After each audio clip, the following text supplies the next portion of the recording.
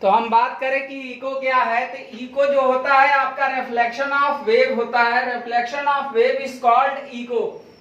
एको जो होता है, बहुत सारे बच्चे ये समझते हैं कि एको जो है, जो कोई भी साउंड जो होती है वो रिफ्लेक्ट करके जो आती है वही हमारी एको होती है। सही है, गलत नहीं है। लेकिन एको का प्रॉब्लम जो है वो केवल और केवल साउंड वेव में नहीं हो सकता। अगर आप ऐसा सोच रहे हैं तो एको को देखिए क्या है, reflection of wave is called echo. Echo जो होता है, आपको अगर हम समझाने का प्रयास करें तो वो साउंड वेव में भी पॉसिबल है। किसमें पॉसिबल है?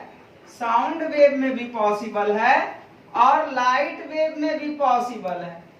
एको का जो प्रॉब्लम है वो लाइट वेव में भी पॉसिबल है और साउंड वेव में भी पॉसिबल है।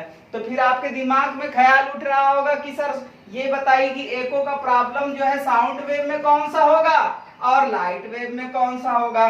तो देखिए, साउंड वेव में अगर हम बात करें कि एको का एग्जाम्पल कौन हो सकता है, साउंड वेव में अगर हम बात करें एको का एग्जाम्पल कौन हो सकता है, तो SONAR, Sonar, sound navigation and ranging.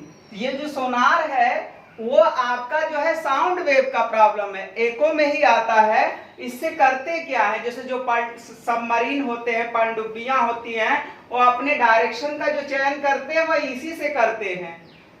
किससे? सोनार से। तो सोनार जो है साउंड वेव का प्रॉब्लम है और ये है किसमें? एको का ही एक पार्ट है।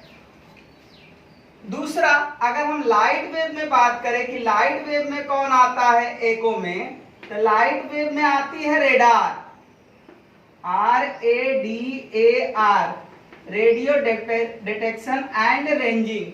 तो रेडार जो काम करती है वह इसी पर काम करती है।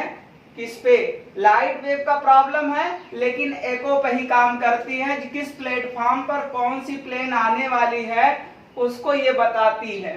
तो अब हम देखेंगे कि क्या एको सब के लिए कोई कंडीशन है या हर कंडीशन में एको पॉसिबल है। अगर आप ऐसा सोच रहे हैं कि एको हर कंडीशन में पॉसिबल है तो ये आप रॉन्ग सोच रहे हैं। लाइट वेव के लिए कुछ और कंडीशन होगा और साउंड वेव के लिए कुछ और कंडीशन होगा। तो देखते हैं कि साउंड वेव के लिए क्या कंडीशन है एको में।